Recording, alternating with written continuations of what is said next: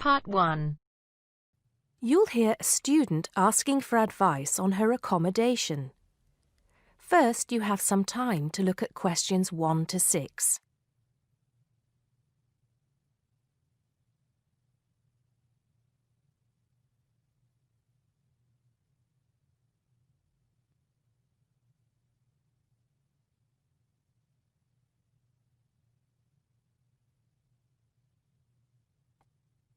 Now we shall begin.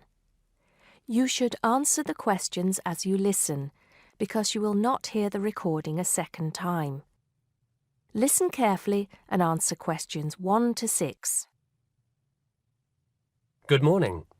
So, what can I do for you? Well, it's about the accommodation where I'm staying at the moment. First, can you give me your name and address, please? Yes, I'm Maria Dominguez, and the address is 12 Pine Tree Terrace. It's in Westcliff. I'm staying with 2 other students. There's actually 4 of us in the house, us 3 students and the lady who rents the house to us. So, is there a problem? Well, there are a few, actually. You know, I'm a first-year student, and though I lived away from home for a while when I was studying over the summer in Mexico City, I've never lived abroad, and it's a big change for me. The course is tough, but that's not the main difficulty. I'm coping with that up till now, anyway. The accommodation was arranged for you by our office, wasn't it? It's a nice place by the sea. Okay, but it's difficult. There are only a few buses, and it takes about 50 minutes. It's just so far away, and there's no way I can get back if I want to stay on after 7. And also the other thing is, there's nothing to do there. It's basically just a village. All my friends stay on campus. What about the girls you live with? Do you get on with them?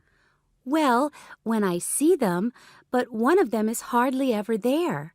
Mostly she stays in a house with friends. They've got plenty of extra space, you see. The other girl is quiet as a mouse and hardly ever leaves her room. The landlady's friendly enough, though a bit forgetful, and she doesn't keep the place very clean.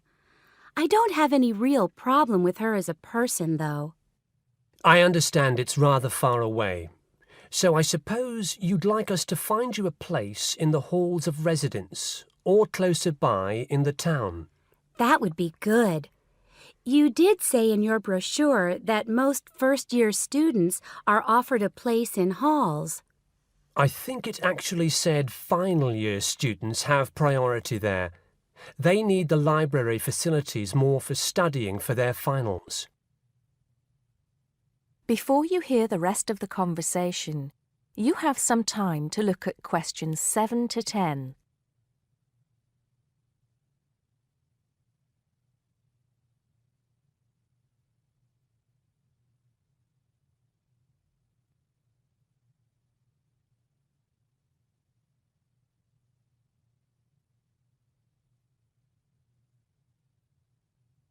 Now listen and answer questions 7 to 10.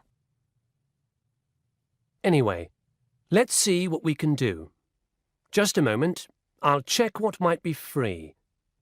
Sometimes students drop out or move from halls, though we were full at the beginning of term. By the way, have you checked the student notice boards? You know there's one in each of the 4 colleges, don't you? There are often requests for people to share houses, and it can be quite cheap. No, I hadn't thought of that, but it's a bit of a risk living with complete strangers. Now, I see there's a room free in Hillside College. That's the one with the tall tower, right? That's it. It's the smallest college and has a reputation for being quite fun. Oh, but it's a shared room. Would you consider that? That's going to be a problem for studying, isn't it? What if she plays music all the time, and maybe we won't have anything in common? Maria, I see you're studying history. So is this girl, Francesca. She's Italian. Well, at the moment I'm doing the General Humanities course, which includes history, but actually I'm planning to change to literature quite soon. That's not the thing, though.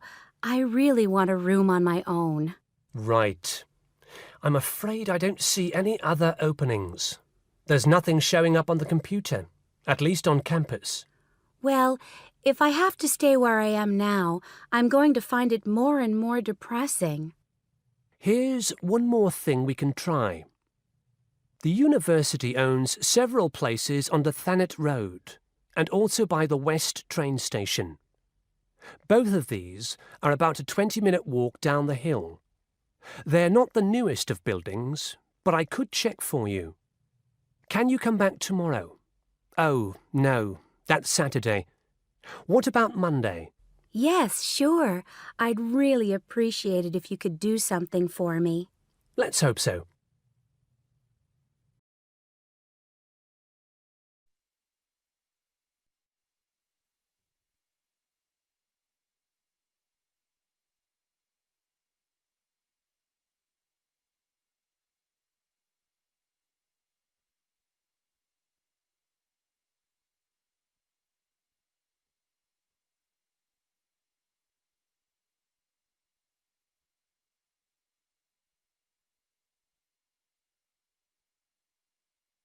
Now turns to Part 2. Part 2. You will hear a lecturer discussing the possibility of creating nuclear fusion. First, you have some time to look at questions 11 to 15.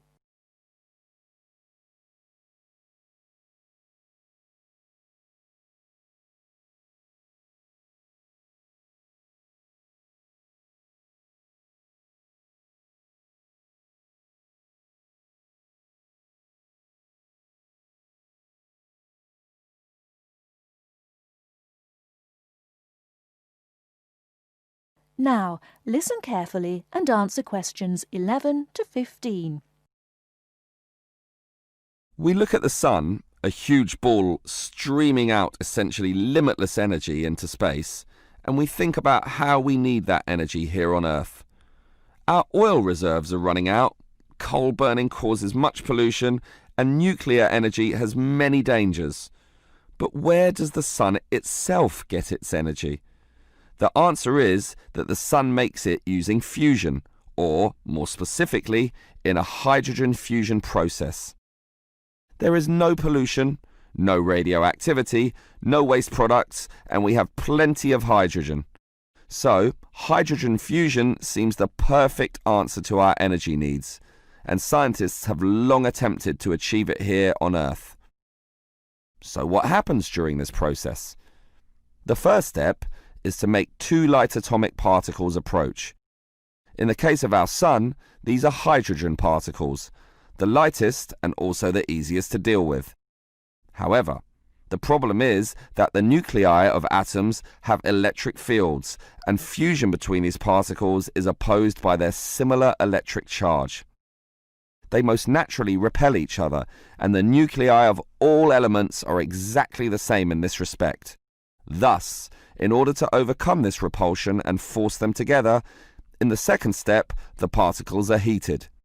The trouble is, you need a lot of heat, incredible temperatures of the sort only seen on the surface of the sun. This is many millions of degrees, far higher than the melting point of any known material. Still, the concept is simple. The hot, wildly moving particles, which are now called plasma, will crash into each other, resulting in the third step, the fusion into helium, which releases energy and begins a self-sustained process. Before you hear the rest of the talk, you have some time to look at questions 16 to 20.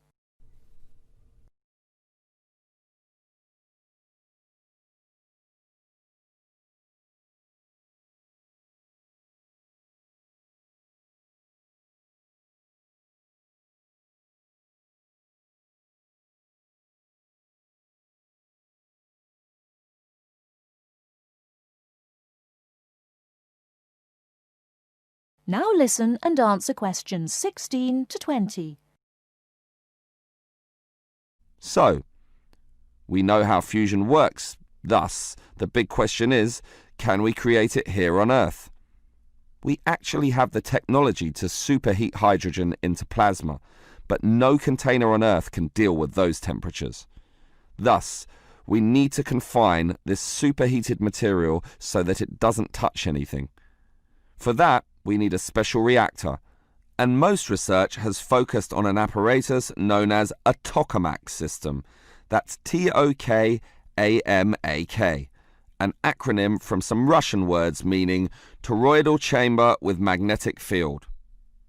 It's an apt name, since a very powerful magnetic field is used to confine and suspend the super hot plasma in the air so that it doesn't touch anything. This is possible only because this plasma has an electric charge which interacts with the magnetic field. Of course, the walls of the fusion vessel will still get hot, very hot, and to avoid being melted, they must be cooled with a cryogenic system to intensely low temperatures. But now we are faced with the second problem. If we are to draw power from this system, the reaction must be continuous and controllable. However, when fusion begins, the plasma becomes unstable, and at these temperatures, that is a very serious situation. If we lose control, a disaster could result. Despite the obstacles, in 2010, a European device managed some success, but needed far more power to generate the fusion reaction than that produced from the fusion itself. Obviously then, it was not useful as a power source. More to the point, this system could only sustain a fusion reaction for a fraction of a second, yet, to self-sustain, the fusion needs to run for at least 10 seconds. And the future looks bleak. Unfortunately, most scientists predict that many decades will have to pass before fusion power can become a practical reality. That is the end of part 2. You now have half a minute to check your answers.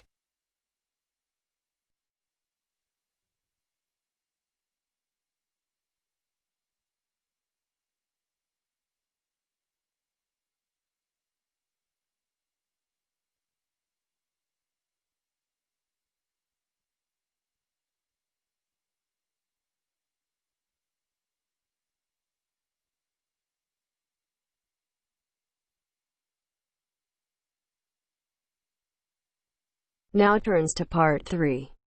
Part 3. You will hear a student, Penny, talking to two friends, Ray and Louise, about a television competition Ray has entered called Travel Documentary.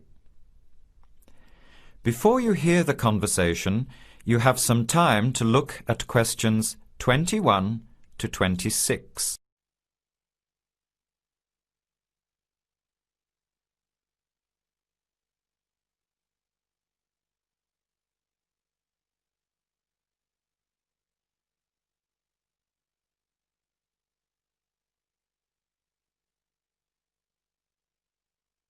Now, listen carefully and answer questions 21 to 26.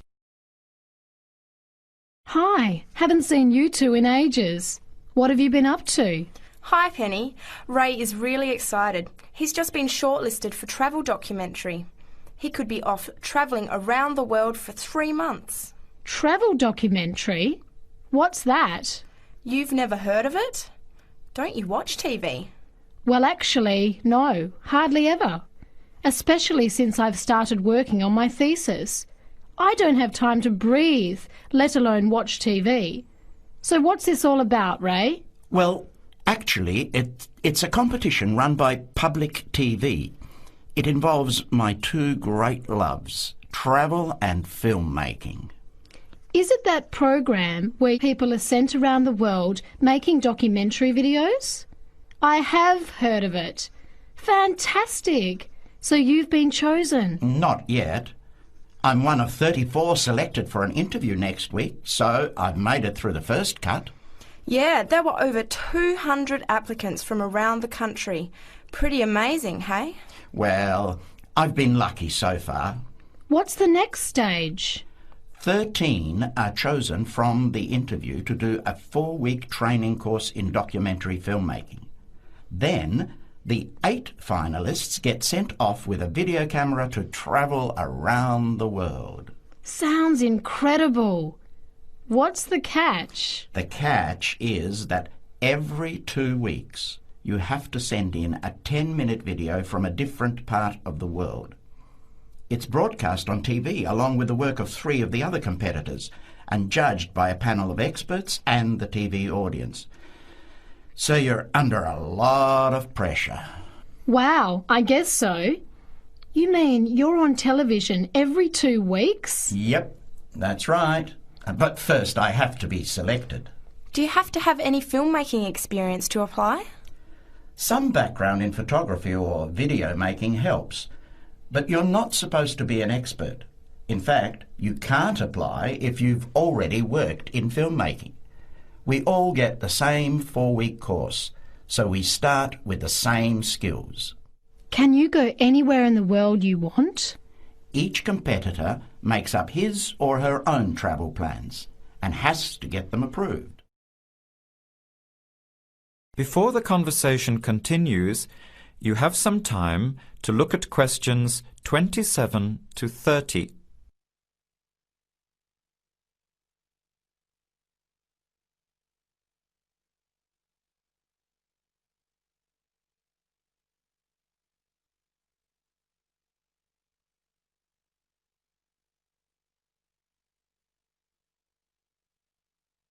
Now, as the conversation continues, answer questions 27 to 30. Have you talked with anyone else who has done it? As a matter of fact, just last week I met Sarah Price, a girl from here who did it last year. What did she have to say about it? She said it was the most amazing experience of her life, but it was really tough at times. I think you'd have to be really brave to take off like that alone with so much responsibility. It's not like going on a holiday, is it? No. 2 weeks in a country, often where you can't speak the language, to find a story, film it, organise all the editing. Then you're off to a completely different part of the world to start all over again. Pretty exhausting, but exciting too. What a way to see the world. What about Sarah Price? Did she have any bad experiences? She said the worst part was when she got some mysterious fever in Mongolia and thought she might have to be sent home. Fortunately, it got better, but she said it was scary to feel really ill when you're alone so far away. So what made you want to apply? When I saw the program on TV a while ago, I thought, this is for me. I've always wanted to travel, but needed to work for a year before I could even think about it. Then a new series started up. I thought, now's my chance. Don't you think you'll be lonely? I don't think I'll have time to be homesick. I'm more worried about having too much to do and not enough time to get things organised. So we might be watching you on television in the next few months? I hope so, if I'm lucky. When will you know for sure? They choose the final 8 in March. A month later, you're on your way. So do you have to pay anything? Nothing. It's all paid for. Course, camera, flights, accommodation and in-country travel. The budget is pretty tight though. No extras. I sure hope you get it. Then I'll be finding time to watch at least one program on television every week.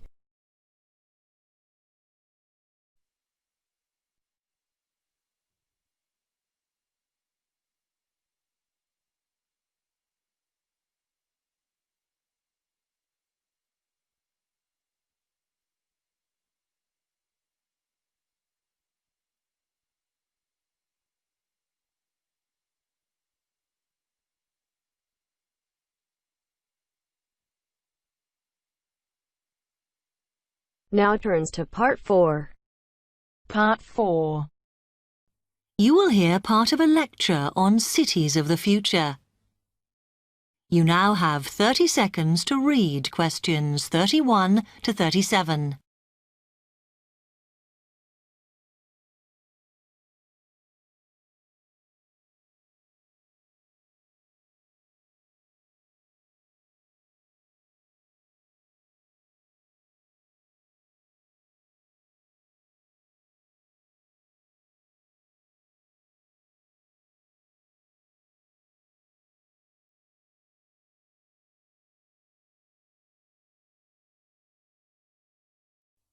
OK, we've been looking at how societies will develop in the future and at the increase in the size of cities. So I want to talk to you today about the key considerations in these cities of the future.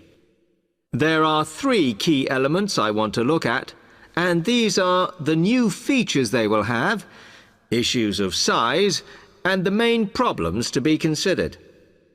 First of all, individual transportation will be a big factor in these new megacities as public transport becomes unmanageable.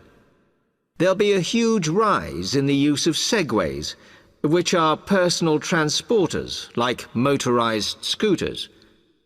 As a result, and partly also to reduce pollution, roads will be altered so that they are narrower and will take up less of a city's space than they do currently. Naturally, this is a major change to the infrastructure, and something that may hinder it is the huge amount of investment it will require. The next thing is, what is going to happen to the commercial areas? We do not want these to become even larger concrete jungles than they are at present, so we have to look at design. And current designs for city development include building gardens on the roofs of these buildings to make a more pleasant environment for workers. And you may think that these areas will expand to cope with increased commercial activity. In fact, the prediction is that they will cover 1/5 of the area that they do at present as we build upwards. The exception to this is shopping centres, which we predict will expand with more and more temperature-controlled malls. What may cause difficulties is that the superstores will be confined to the outer edges of the city, as they will be too big to fit into the new malls. Then, of course, there are the residential areas, and these will undergo their own changes. One particular development will be houses which are built from glass, as innovations in this material allow it to provide light without causing problems with temperature inside a building. The residential areas will not be allowed to expand without limit, as happens in some areas at present, and their size will be restricted to a population of 15,000. One issue, which has yet to be resolved, and I'm not sure it ever will be, is how we manage to house older residents. They will be increasing in numbers as time goes on. Finally, how will these cities live? We know we have limited energy sources, so what will we do? Well, something currently in development, which will be a feature, is that waste is going to become an energy source. For example, to provide gas in homes. Also, as new technology and systems are developed, we will find that energy plants will become smaller. Another energy source we could use, but one which raises issues of having enough space and too much noise, is wind farms. Because of the problems, I'm not convinced these will be the grand solution to our energy problems that we thought they were going to be. You now have 15 seconds to read questions 38 to 40.